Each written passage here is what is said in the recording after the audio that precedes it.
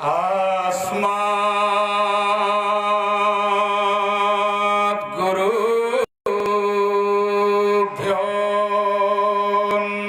नमः। अस्मात् गुरुभ्यो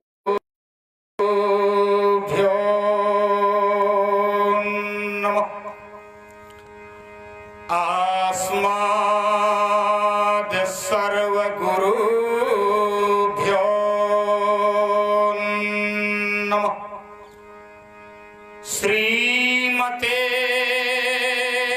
रामानुजाय नमः। श्रीमात्रे पितृ चरण कमले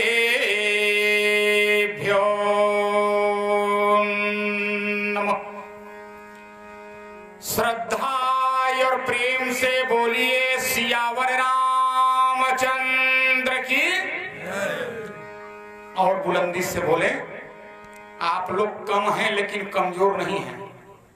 प्रेम से बोलिए श्री हनुमान जी महाराज की, श्री गौरी शंकर भगवान की, वृंदावन बिहारी लाल की, दुर्गा गोस्वामी तुलसीदास जी महाराज की, सत्य सनातन धर्म की। 2 मिनट आप सभी लोग शांत चित्त हो जाएं। बन सके तो अपना अपना हाथ अवश्य ही जोड़ लें और सम्मिलित हो जाएं। तत्पश्चात भगवत चर्चा।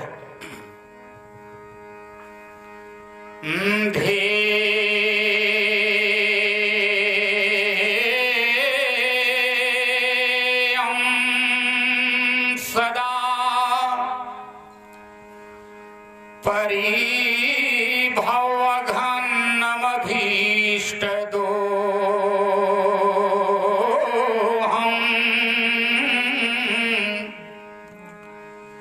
तीर्थास्पदं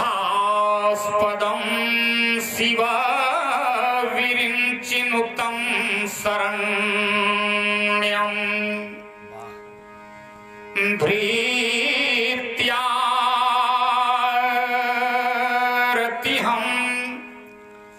प्रणतवल्लभवाब्धिपोतं वन्दे महान् पुरुष ते चरणारविन्दं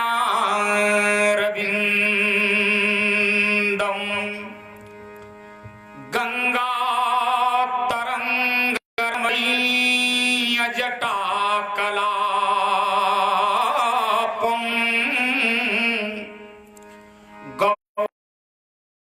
निरंतर घोषित वामभागम्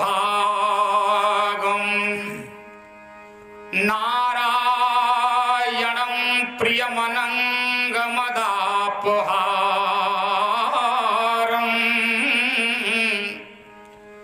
वाराणसी पुरपतिं भजु विश्वनाथम्।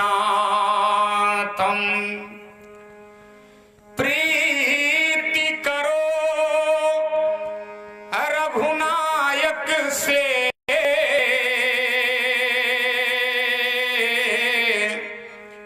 परतीति करो गुरु कंज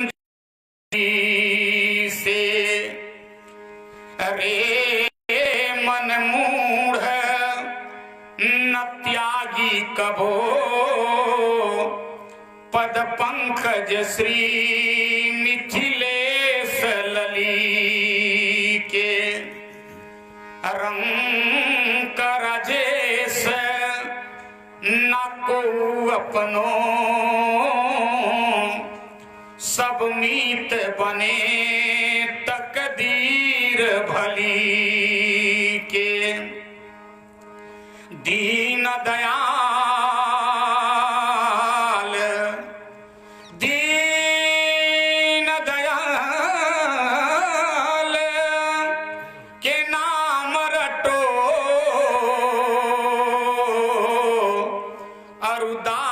बनो बजरंग बली के।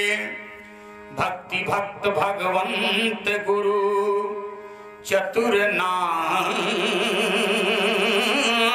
वपुएक।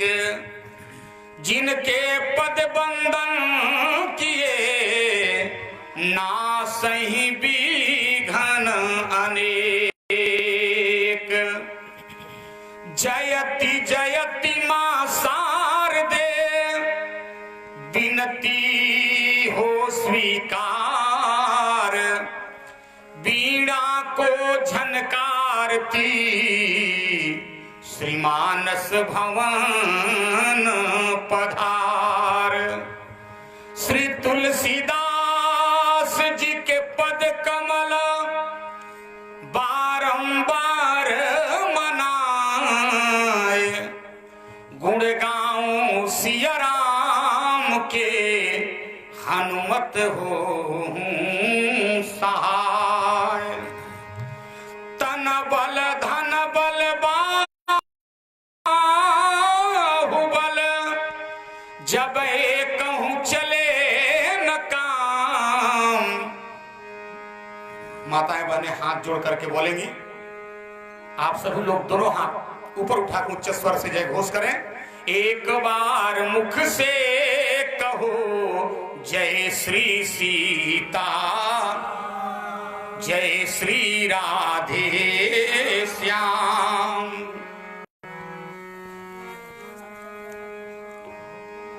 सर्वप्रथम प्रातः स्मरणीय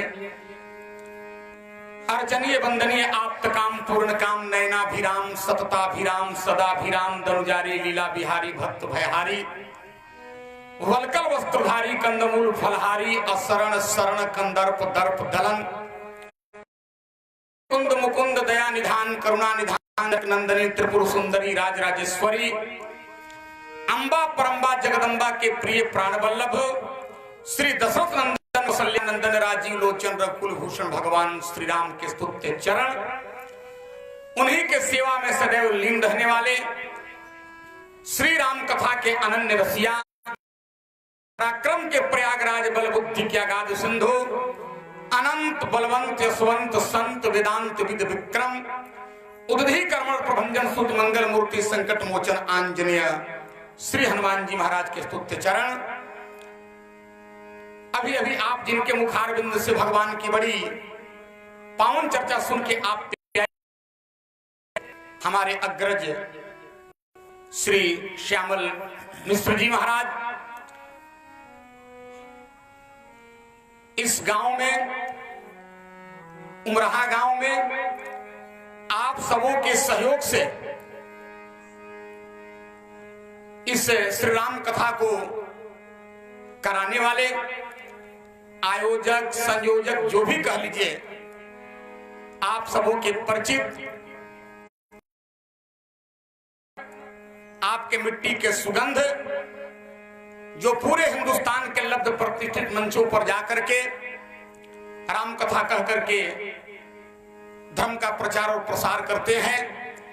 हमारे अग्रज श्री सुरेश मिश्रा जी महाराज भगवान की पावन कथा सुनने के लिए आगत समस्त धर्मानुरागी महानुभाव श्रद्धामयी माताएं पर संगत कर रहे कलाकार बंधु सबके श्री चरणों में बालक का हार्दिक अभिनंदन वंदन नमन। आइए आप लोगों को परंपरा बताने की आवश्यकता नहीं है। हम कुछ कहें आप सुने उसके पूर्व मन एवं वाणी की पवित्रता के लिए एक दो बार बड़े भाव प्रेम से आप सभी लोग भगवान के मंगलमय नाम का कीर्तन करेंगे ताली बजाते हुए। उसके पहले बहुत बढ़िया बात याद आ गई आपको बताते चलूं। एक बार 6 शास्त्र के ज्ञाता चारों वेद के ज्ञाता 18 पुराण के रचयिता श्री व्यास जी महाराज से दुनिया के लोगों ने एक प्रश्न किया। प्रश्न क्या था ध्यान देंगे। पहले के श्रोता पहले के जिज्ञासु कितना बढ़िया प्रश्न करते थे। प्रीत क्या है, प्रतीत क्या है, भगवत कथा में मन कैसे लगेगी, ये क्या होती थी। और आजकल के जिज्ञासु श्रोता, अरे राम राम पूछिए मत। एक जगह हम कथा करने गए तो एक सज्जन ने प्रश्न किया, महाराज जी हनुमान जी जब लंका गए थे तो मच्छर का रूप बनाकर गए थे।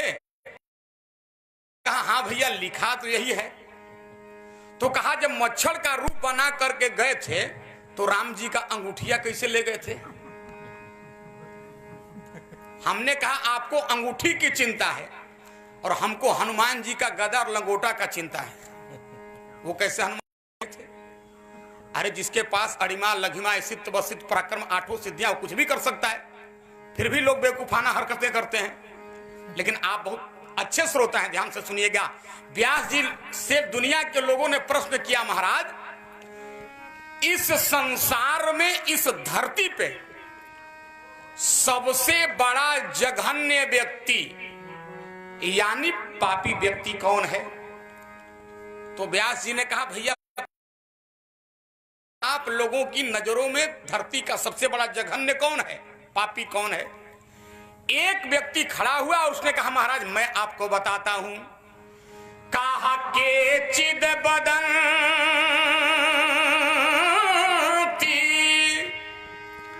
धन ही न जनो जघन्य। एक आदमी ने कहा जिसके पास धन नहीं है, यानी जो निर्धन है, वही इस धरती का इस संसार का सबसे बड़ा जघन्य है। तब तक दूसरा व्यक्ति खड़ा होकर कहा महाराज ना ना मैं आपको बताता हूं। बोले के चिद बदंती गुणहीन जनो जघन्य। दूसरे आदमी ने कहा जिसमें किसी प्रकार का भी गुण न हो, यानी जो गुण रहित व्यक्ति है वही संसार का इस धरती का सबसे बड़ा जघन्य व्यक्ति है। तब तक तीसरा व्यक्ति खड़ा होकर बोल पड़ा महाराज इन दोनों की बातों पर विश्वास मत करें, मैं आपको सही उत्तर बताता हूं। बोले के चिद बदंती विद्याहीन जनो जघन्य। तीसरे आदमी ने कहा जिसके पास विद्या नहीं है, यानी जो अनपढ़ है, वही इस धरती का सबसे बड़ा जघन्य है। तब तक चौथा व्यक्ति खड़ा होकर बोल पड़ा ना महाराज मैं आपको बताता हूं। कहा के चिद बदंती रूपहीन जनो जघन्य। ध्यान से सुनिएगा। चौथे आदमी ने कहा जिसके पास सुंदर रूप नहीं है, यानी जो कुरूप है, वही संसार का इस धरती का सबसे बड़ा जघन्य है। अब व्यास जी महाराज चारों की बातों को सुन के हंसने लगे। उन चारों ने हाथ जोड़ करके प्रार्थना किया महाराज आप हंसते ही रहेंगे कि उत्तर भी बताएंगे? व्यास जी ने कहा दुनिया वाला कान खोल करके सो, धरती का सबसे बड़ा जघन्य वो नहीं है जिसके पास धन नहीं है। धरती का सबसे बड़ा जघन्य वो नहीं है जिसके पास कोई गुण नहीं है। धरती का सबसे बड़ा जघन्य वो नहीं है जिसके पास विद्या नहीं है। धरती का सबसे बड़ा जघन्य वो नहीं है जिसके पास सुंदर रूप नहीं है। तो लोगों ने कहा महाराज आखिर है कौन? तो व्यास जी ने कहा उत्तर सुनो। व्यासो बदत्या। व्यास जी कहते हैं अखिल वेद पुराण विज्ञ। समस्त वेद पुराणों के ज्ञाता व्यास जी उत्तर देते हैं व्यासो बदत्या अखिल वेद पुराण विज्ञ। बोले नारायण स्मरण ही न जनो जघन्य। व्यास जी ने कहा जो मानव का तन पा करके और भगवान का स्मरण नहीं करता है, मनुष्य का शरीर पा के भगवान का नाम नहीं लेता है, इस धरती का इस संसार का सबसे बड़ा जघन्य वही होता है। ईमानदारी से आपको एक बात बताएं, रामचरितमानस में 2 चौपाई है और दोनों पढ़िएगा तो एक दूसरे का विरोधी प्रतीत होता है। भैया पहला चौपाई है कहा बड़े भाग मानुष तन पावा सुर दुर्लभ सद ग्रंथनि गावा। दूसरी चौपाई है कहा क्षिति जल पावक गगन शरीरा और पंचरचित यह अधम शरीरा। अच्छा बोलो भाई, एक तरफ गोस्वामी बाबा लिखते हैं बड़े भाग मानुष तन पावा, और उसी शरीर को कहते हैं क्षितिजल पावक गगन समीरा पंच अधम।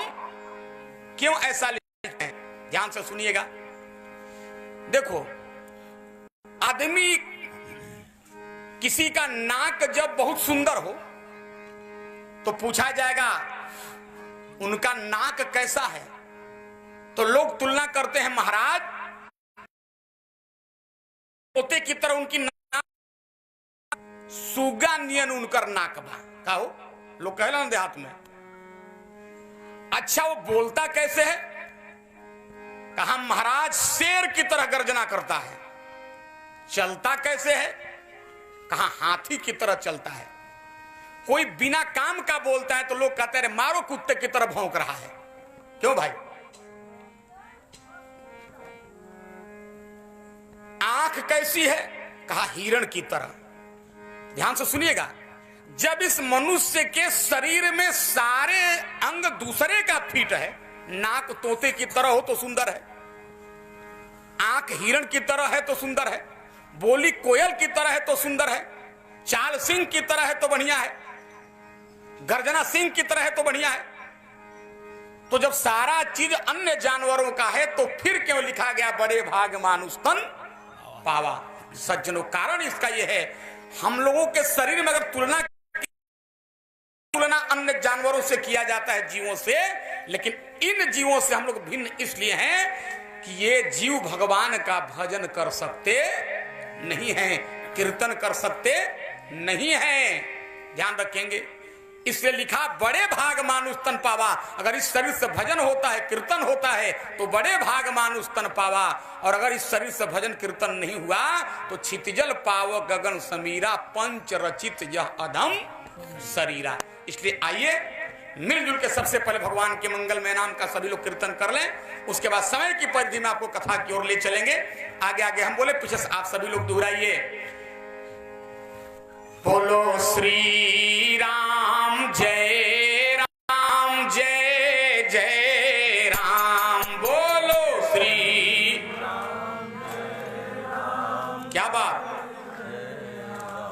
बोलो सीताराम सीताराम सीताराम। बोलो सीताराम सीताराम सीताराम। बोलो राजा राम राजा राम राजा राम। बोलो राजा राम राजा राम राजा। हरि मंगल भवन मंगल हारी।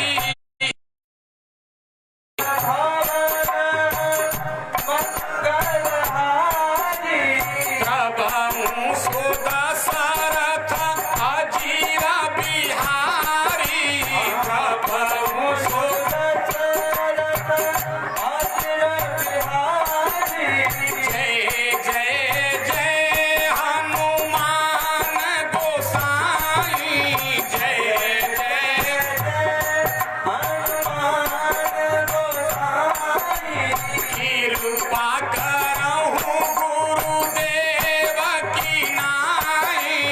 कृपा करहु गुरुदेव की नाई। बोलो श्री राम जय राम जय जय राम। बोलो श्री राम जय राम जय जय राम। बोलो सीताराम सीताराम सीताराम। बोलो सीताराम सीताराम सीताराम। बोलो श्री राम जय राम जय जय राम। बोलो श्री राम जय राम। प्रेम से बोलिए राजा रामचंद्र की, श्री हनुमान जी महाराज की। माता जी थोड़ा बच्चों को बिठा लीजिए शांति से। धर्मानुरागी सज्जनों,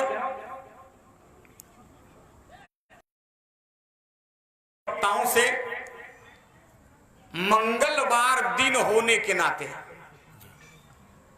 हनुमान जी की पावन कथा श्रवण कर रहे थे, तो चालाक गृहिणी वह होती है जो अलग से चूल्हा न जलाए, किसी का चूल्हा जल रहा हो उसी पे तावा रख के अपनी रोटी बना ले। क्यों महाराज जी?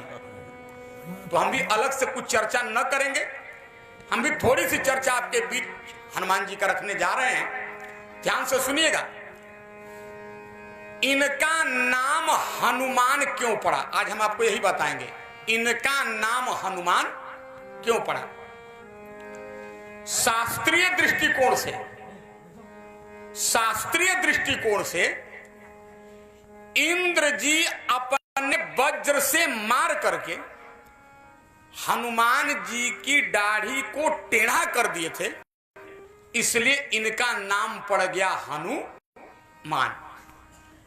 लेकिन आज के भौतिक परिप्रेक्ष्य में, लौकिक परिप्रेक्ष्य में जो जीवन हम जी रहे हैं, मानव जो जीवन जी रहा है, हनुमान नाम की क्या सार्थकता होनी चाहिए, हनुमत चरित्र से हम क्या पाएं, तो ध्यान रखेंगे हनुमान 4 अक्षर से बना है, हनुमान। और एक नई बात आप लोग जान लें, बहुत विद्वान लोग जानते भी होंगे, हनुमान जी 5 भाई थे। अपने मन से नहीं बोल रहे हैं, 5 भाई, सेतुमान, केतुमान, गतिमान और सबसे छोटे थे हनु। इनमें 4 भाइयों का विवाह शादी हुआ था, लेकिन विवाह शादी नहीं हुआ था। हनुमान जी नैष्ठिक ब्रह्मचारी हैं। वैसे आजकल कुछ बिरहा गाने वाले लोग हनुमान जी का विवाह करा देते हैं मंथरा से, लेकिन ये सत्य नहीं है। 4 भाइयों का विवाह हुआ था, लेकिन हनुमान जी का विवाह नहीं हुआ था। कवि ने लिखा कि अंजनी माई बड़ा तपली, देव औरी कुल देव मनैली, भैले पूत सुखी मन भैली, दूध पिलाई के गोद खेलवली, खूबे पढ़ाई लिखाई के उतबीरन में मायर बनौली। ये माताएं बैठी हैं, दुनिया के कौनो माता जी से पूछी बेटा क्यों पैदा करती हो, तो माताएं बेटा पैदा करती हैं, इनका एकमात्र उद्देश्य ये रहता है कि हमार बेटा सियान होई, बियाह करम, पतोह आई, माथा पर हिम गंगा तेल लगाई। क्या माता जी? यही खातिर लोग बेटा बियाह वाला जन्मावला। हनुमान जी अपने मां की हर इच्छा की पूर्ति किया। ध्यान से सुनिएगा। कहा अंजनी माई बड़ा तप कैली, देव औरी कुल देव मनैली, भैले पूत सुखी मन भैली, आ दूध पिलाई के गोद खेलवली, खूबे पढ़ाई लिखाई के उतबीरन में महावीर बनौली। लेकिन एक कहीं आस पूरी ना भइल। का? एक कहीं आस पूरी ना भइल, बूढ़ा गईली पर पतोह ना पैली। नहीं किया था। तो हनुमान जी 5 और 4 अक्षर से बना है हनुमान, हनुमान। देखिए, जब इसको आप तोड़ेंगे तो शब्द बनता है हनु जोड़ मान से हनुमान। संस्कृत में, ब्राह्मणों का गांव है, सभी लोग जानते हैं, संस्कृत में हनुमने होता है हनन करने वाला, यानी मार देने वाला, और मान मतलब प्रतिष्ठा, इज्जत, गौरव, गरिमा। लोग कहते हैं ना, अरे महाराज पूछिए मत, उमराहा में हमारा घर घर में मान है, मान सम्मान। लेकिन हनुमान किसको कहते हैं? जो अपने जीवन में अपने मान को, सम्मान को, पद को, प्रतिष्ठा को, गौरव को, गरिमा को, स्मिता को, प्रतिष्ठा को मार करके राम और राष्ट्र की सेवा करता है, उसे कहा जाता है हनु। एक विद्वान ने लिखा, सभी को एक सा देखे उसे विद्वान कहते हैं। प्रभु से जो दूर रहता है उसे शैतान कहते हैं। देखो, राक्षस अलग नहीं होते हैं, बुरा मत मानना इसको, जो शास्त्र में लिखा वही हम लोग बोलते हैं। राक्षस कौन है? कहा जो भगवान से दूरी बना के रखता है वही राक्षस है। बुरा मत मानना। एक गांव हम कथा करने गए तो वहां कथा में बहुत भीड़ होती थी। तो एक आदमी सवेरे सवेरे हमसे मिला, कहा गुरुजी रात में आप ही प्रवचन बोल रहे थे? हमने कहा हाँ भैया। कहा आप बहुत बढ़िया बोल रहे थे। तो हमने कहा आप पंडाल में एको दिन नहीं दिखाई देते हैं। तब कहले ए बाबा हम तो छते पले सुन ली ना। हम कहने कि तारा ले तो बढ़िया मुर्दा बा जो 7 फीट अंदर कब्रिस्तान में से सुन लेता है। बताओ, ये माइक इसके लिए ध्वनि विस्तार का यंत्र थोड़ा गया जा रहा है कि आप घर बैठे भगवान की कथा सुन लो। अरे ये तो चराचर के ऐसे जीवों के लिए लगाया जाता है जो लाचार हैं, अस्वस्थ हैं, इस पंडाल में नहीं आ सकते, उनके लिए माइक लगाया जाता है। लेकिन भगवान जिनको स्वस्थ शरीर दिए हों उनको पंडाल में आकर कथा सुननी चाहिए। और एक बात बता दें आपको, किसी गांव में बहुत बड़ा हॉस्पिटल बन जाए तो हमारे शास्त्र ने उसको गांव का दर्जा नहीं दिया है। किसी गांव में यूनिवर्सिटी बन जाए हमारे शास्त्र ने उसे गांव का दर्जा नहीं दिया है। किसी गांव में पुलिस कैंप खुल जाए उसको हमारे शास्त्र ने गांव का दर्जा नहीं दिया है। गांव किसको कहा गया है? तो कवि ने लिखा, उस धर्म को धर्म कहे हम क्यों। विचार कीजिएगा, जिस धर्म में धर्म प्रथा ही न हो, को यार कहे हम क्यों, जिस यार में प्यार गथा ही न हो, और उस प्यार को प्यार कहे हम क्यों, जिस प्यार में प्यार मथा ही न हो, और उस गांव को गांव कहे हम क्यों। कहा जिस गांव में राम कथा ही न हो, जिस गांव में राम कथा ही न हो। जिस गांव में राम कथा न हो, भगवान की कथा न हो, तो शास्त्र कहता है फिर वह गांव गांव नहीं है। धन्य है आदरणीय दुबे जी का मकान है ना, जिनके दरवाजे पर कथा हो रही है। आदरणीय श्री रामाशंकर दुबे जी एक बार ध्यान से सुनिएगा कथा का कितना महत्व है।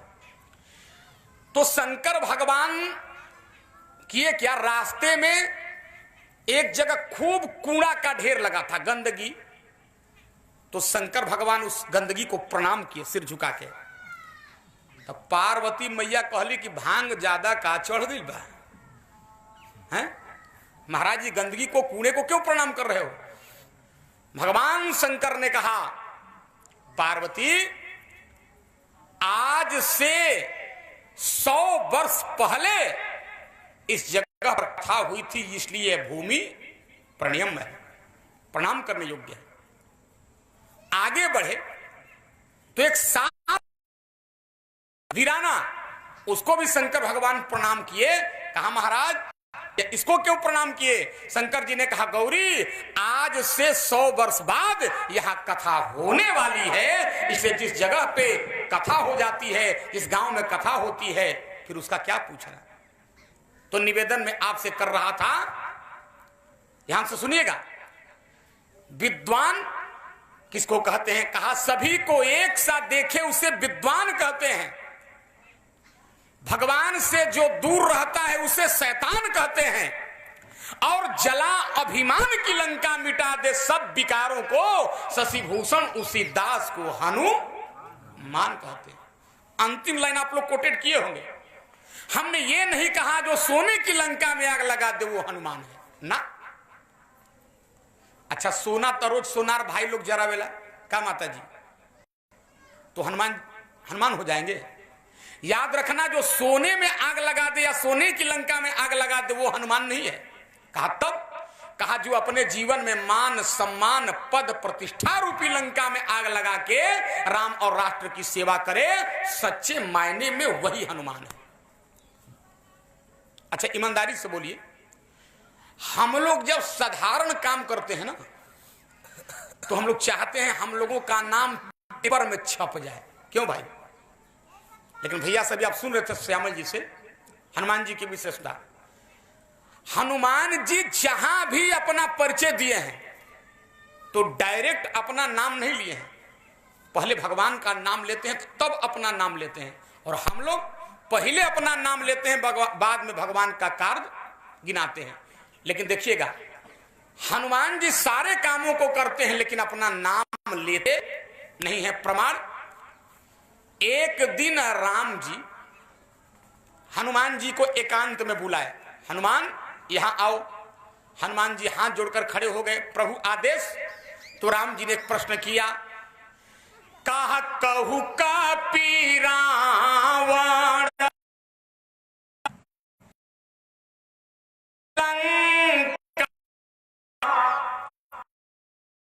विधि अति बंका। हे हनुमान, जिस लंका के ऊपर से परिंदे भी सकते हैं उस लंका को तुमने कैसे जला दिया? हनुमान, लंका कैसे जली, उत्तर दो। हनुमान जी ने कहा, प्रभु आपसे किसने कह दिया कि मैं लंका जलाने गया था? कहा पूरे लंका के लोग चिल्ला रहे हैं। एक बंदर आया था, लंका जला के चला गया। बोलो भाई, हनुमान जी लंका जला के जब आकाश में गए तो सारे लोगों ने कहा, हम जो कहा यह कपि नहीं, बानर रूप धरे सुर कोई। ये बंदर का रूप धारण करके कोई देवता ही आया है। लेकिन हनुमान जी से पूछ रहे हैं लंका कैसे जली? तो देखो भाई, हनुमान जी में और हम लोगों में अंतर। आज का आदमी होता तो ताल ठोक के कहता, महाराज हमने लंका में आग लगा दिया। लेकिन वाह रे हनुमान जी, जो हनुमान जी ने कहा, सरकार मैं लंका जलाने नहीं गया था। तो पूछा क्या करने गए थे? तो कहा हमारे प्रश्न का उत्तर दे दो प्रभु, आपके प्रश्न का उत्तर मिल जाएगा। तो हनुमान जी ने कहा, प्रभु एक बात, मुर्दे को जलाना पाप है कि पुण्य?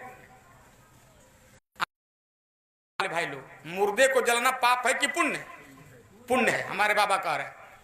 राम जी ने भी कह दिया मुर्दे को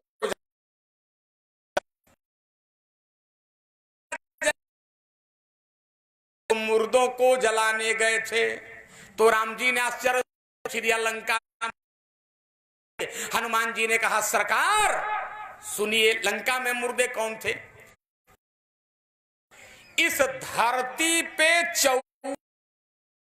लेते हुए मुर्दा होते हैं। मैं नहीं कह रहा हूं, ये अंगद जी रावण को उपदेश दिए हैं। कौन कौन मुर्दा होता है जरा गिनिए। कहा कौल काम बस, कौल माने मनमाने ढंग से धर्म का आचरण करने वाला, वाम मार्गी जिसको कहते हैं। कहा कौल काम बस, लड़के नारी के पीछे रात दिन दौड़ने वाला मुर्दा होता है। आप लोग मन से न बोले, बच्चे हैं। कौल काम बस, कामी आदमी मुर्दा होता है। कहा कृपिना विमूढ़ा, कंजूस मूर्ख मुर्दा होते हैं। अति दरिद्र अजसी अति बूढ़ा, सदा रोग बस, जो केवल दवा के भरोसे जिंदा है, ऐसा आदमी मुर्दा है। संतते क्रोधी रहने वाला आदमी मुर्दा होता है। संतते क्रोधी विष्णु विमुख, भगवान नारायण से उल्टा रहने वाला। श्रुति संत विरोधी, वेद पुराण संतों की निंदा करने वाला मुर्दा होता है। और कहा तन, जो कमा करके केवल अपना पेट भरता है वो मुर्दा होता है। ओ सका अघ निंदक खानी, की निंदा करने वाला मुर्दा होता है। निंदक के खानी जीवत 100 सम 14 प्राणी, ये 14 लोग ध्यान रखेंगे, इन 14 मुर्दों, भाई बिना बाप का पैदा होगा? मुर्दा का एक बाप होता है। कहा कौन? कहा देखो, व्यक्ति कामी होगा काम चलेगा, व्यक्ति लोभी, व्यक्ति क्रोधी होगा काम चलेगा, लेकिन कौन है? कहा जिन्हा हरि भगति है हृदय नहीं आनी, सो समानते ही प्राणी का दिल में श्रद्धा न हो, भक्ति न हो, भाव न हो, ऐसा आदमी मुर्दा होता है। हनुमान जी ने कहा सरकार में लंका के एक एक घर में घूमा, कहा मंदिर देखे जहां तहा अगणित योद्धा, गए दशानन मंदिर माही, अति विचित्र कही जात सुनाही। हनुमान जी ने कहा मैं लंका के एक एक घर में घूमा। मंदिर शब्द गोस्वामी जी इस तरीके हैं कि साहित्य में घर का वाची होता है। कहा मैं एक एक घर में घूमा, कोई आपका भक्त नहीं दिखाई दिया, पूरे लंका भीषण और दूसरी विभीषण की बेटी त्रिजटा। हमारे श्यामल भैया बताए कि विभीषण की बेटी थी त्रिजटा, की एक और बेटी थी जिसका नाम था, कहा ये दो लोग आपके थे, पूरे कोई आपका भक्त नहीं था। तो हनुमान जी ने कहा है सरकार मेरे दृष्टि में ये सब मुर्दे पड़े थे, तो मैं मुर्दों को जलाने गया था, मैं लंका जलाने नहीं गया था। राम जी ने कहा हनुमान मैं तुम्हारे उत्तर से संतुष्ट नहीं हुआ, सही सही बताओ लंका कैसे जली। हनुमान जी ने कहा सरकार जब आप नहीं मानेंगे तो सही उत्तर ही बताना पड़ेगा, लंका कैसे जली बताऊं? कहा हाँ। तो हनुमान जी ने कहा हमारे एक और प्रश्न का आप उत्तर दे दो प्रभु। कहा पूछो हनुमान। हनुमान जी ने प्रभु सड़क पर कोई गाड़ी जा रही हो, बस, ट्रक, जीप, ट्रैक्टर, ध्यान से सुनिएगा, अगर गाड़ी के अगला पहिया से धक्का लग जाए, ये किसका लड़का है? बड़ा खुराफाती है, देवराम जी का चेला है, रामदेव का चेला है, बेचारा दिन भर व्यायाम कर रहा है। ध्यान से सुनिएगा, अगर गाड़ी के अगला पहिया से धक्का लगे तो किसका दोष? राम जी ने कहा हनुमान ऐसे नहीं, भारतीय पिनल कोड ला कानून के अनुसार गाड़ी के अगला पहिया से धक्का लगे तो ड्राइवर का दोष। हनुमान जी ने कहा पिछला चक्का, ऑब्जेक्शन, नो क्लेम, कोई बात नहीं। तो हनुमान जी ने कहा सरकार फिर से एक बार सुन लो कि अगला कहा पिछला चक्का से एक्सीडेंट हो जाए, कहा ड्राइवर का कोई दोष नहीं। इतना सुनना हुआ, हनुमान जी अपनी और में मेरा पिछला चक्का एक्सीडेंट कर गया, मैंने कुछ भी किया नहीं। और एक बात आपको बताऊं, यह हनुमान जी की पूछ सामान्य पूछ नहीं है। जिस समय रावण चलता था सज्जनों पृथ्वी डोलती थी, जिस समय रावण सोया रहता था तो ध्यान रखें ब्रह्मा जी दरवाजे पर आकर वेद का पाठ करते थे, अब तब रावण की नींद खुलती थी। हम लोग सावन के महीने में बैजनाथ धाम, विश्वनाथ धाम जाते हैं, वो शंकर भगवान रोज कैलाश पर्वत छोड़ के रावण से अपना चरण पूजवाने आते थे। इंद्र रोज माला बना के रावण को पहनाते थे। पवन ये रावण के दरबार में सज्जनों झाड़ू लगाते थे। अग्नि रावण का भोजन बनाते थे। वरुण पानी भरते थे। और आपको जानकर आश्चर्य होगा, रावण का हजामत कौन बनाता था मालूम है? जा बेटा खा जा। रावण का हजामत कौन बनाता था? याद रखें, रावण का हजामत स्वयं भगवान सूर्य बनाते थे, ध्यान देंगे। और रावण जब लंका से उन्मत्त होकर निकल, रावण अपना पहला पैर धरती पर नहीं रखता था। रावण अपना पहला पैर शनिचर के पीठ पर देकर निकलता था, इतना प्रतापशाली था। लेकिन रावण जिंदगी में अगर किसी चीज से डरता था तो केवल दो चीज से, ये मानस से बोल रहा हूं, अपने मन से नहीं। एक तो डरता था रावण हनुमान जी की पूंछ से, और दूसरा डरता था हनुमान जी के नारा से। हनुमान जी कौन नारा लगाते थे? जय श्री, इस नारा से डरता था। अब उधर जाएंगे तो कथा लंबी हो जाएगी। और पूंछ से कितना डरता था सुनिए। एक दिन रावण गया शंकर जी के मंदिर में और जा करके कहा, भोलेनाथ कहां बेटा? कहा, रामा दल में एक हनुमान नामक बंदर रहता, उसको आप जानते हैं? शंकर जी मन ही मन कहे, बेटा हम ही अपना रूप ट्रांसफर किए हैं। शंकर जी ने बंदर बने थे। जे ही शरीर रति राम सो आदर ही सुजान, और रुद्र देह तजने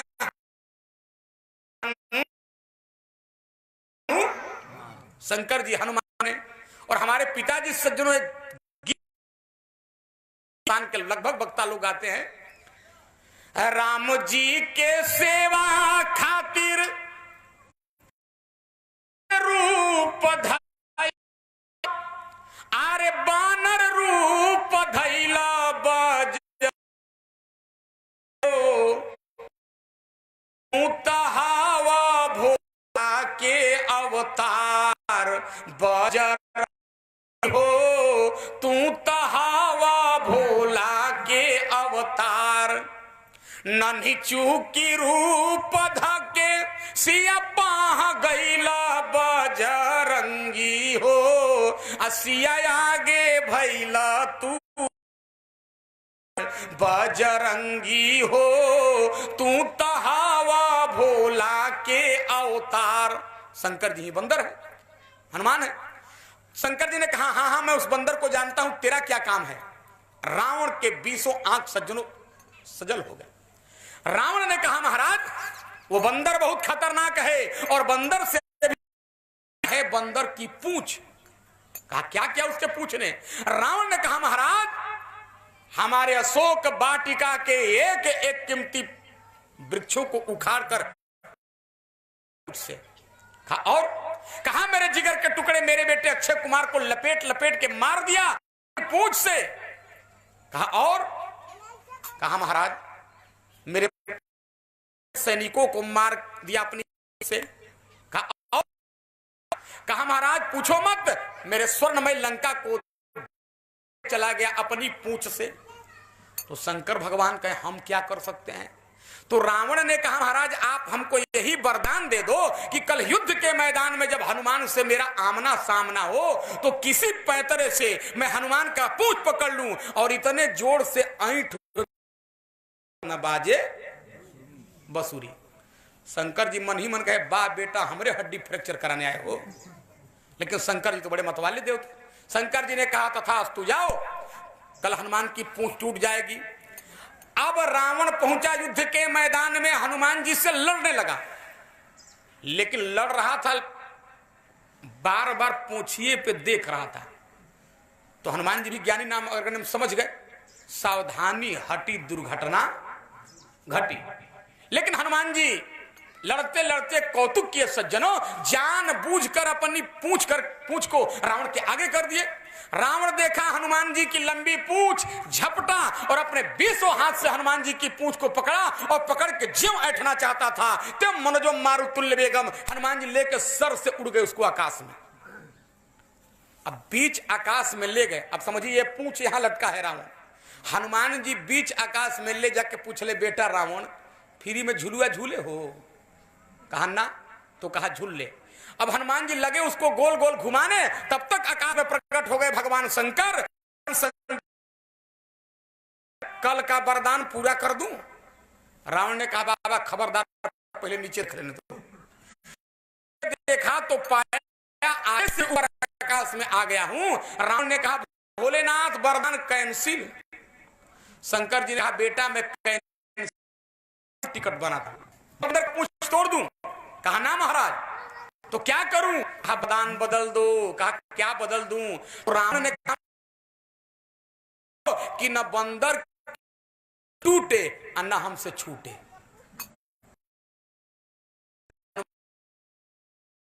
लंका मेरा पिछला चक्का एक्सीडेंट कर गया, मैंने कुछ। हनुमान जी कहे वाह रे, राम जी कहे वाह रे हनुमान, कर ये सब तुम। अच्छा एक सवाल और है हमारे मस्तिष्क में, इसका उत्तर दे दो। कहा पूछो प्रभु। कहा लंका के इतने बड़े बड़े घोर विकट निशाचरों को किसने मारा? बोलो भाई, लंका के बड़े बड़े राक्षसों को किसने मारा था? हनुमान जी सुंदरकांड दोहा में 18 में प्रमाण लीजिए। कछु मारे सी कछु मर देसी और कछु मिला ऐसी धरी धूर, कछु पुनि जाई पुकारे प्रभु मर कटबल। एक जगह हम यही कथा कह रहे थे, तो हमने कहा देखो मानस में जहां कुछ शब्द आया है, ये विद्वान लोग वक्ता लोग कहते हैं, वहां गोस्वामी जी 25% की बात किए हैं। जैसे सूप नखा जब राम जी के पास पहुंची तो क्या बोली? कहा तो सम पुरुष नमो सम नारी, यह संजोग विधि रचा विचारी, ताते अब लगी रहे कुंवारी, मन माना कछु तुम ही कुछ। मने 25%। हनुमान जी लंका में 75% राक्षसों को मारे। गिनिए, कछु मारे सी कछु मर देसी कछु मिला ऐसी धरी धूर। हनुमान जी क्या किए? कहा कछु पुनि जाई पुकारे, और कुछ को हनुमान जी छोड़ दिए। एक सज्जन कहे गुरु जी जब हनुमान जी 75% को मारिए दिए तो 25% को और मार के खत्म कर देना चाहिए था, छोड़ काहे दिए? हम कहनी हनुमान जी ना छोड़ते तो लंका में रावण के दरबार में खबर लेके आपका बाप जाता, खबरी तो भी कोई चाहिए था। तो याद रखे मारे सबको हनुमान जी, लेकिन राम जी ने ही प्रश्न पूछा हनुमान। हनुमान जी ने कहा प्रभु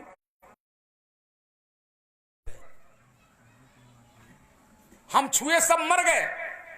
राम जी ने कहा हनुमान किससे बात करो मालूम? तुम्हारे छूने से लंका के इतने बड़े बड़े घोर विकट निशाचर राक्षस मरेंगे। हनुमान जी कहा चुप रहने वाले वाक्पटुता के सिद्ध देवता। हनुमान जी ने कहा सरकार के घोर विकट निशाचर राक्षस नहीं मरेंगे, वो आपके छूने से शंकर जी का धनुष टूट जाएगा। राम जी ने कहा मैंने कब कहा है?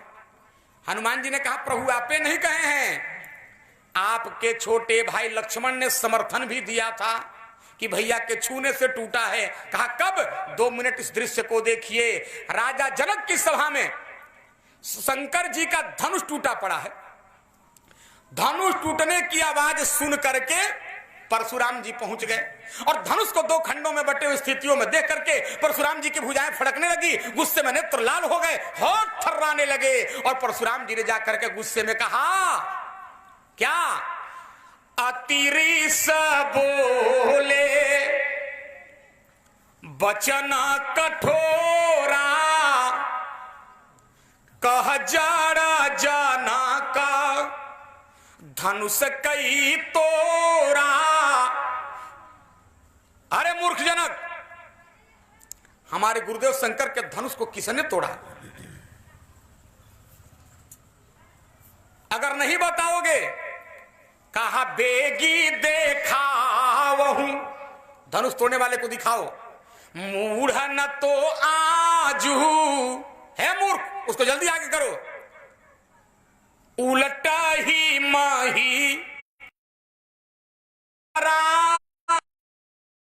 तुम्हारे राज्य है, वहां तक कि धरती को पलट के पताल में मिला दूंगा। बोल हमारे गुरुदेव शंकर के धनुष को किसने तोड़ा? अब राजा लोग फरमान सुने परशुराम जी का तो डर के मारे आके अपना परिचय देने लगे। कैसे? कहा पितु समेत कही कही निज नामा, और लगे करन सब दंड। लेकिन परशुराम जी गुस्से में बोले क्या? कहा सो बिल गाई बिहाई समाजा, अन्न तमारे जई हई हैं सब राजा।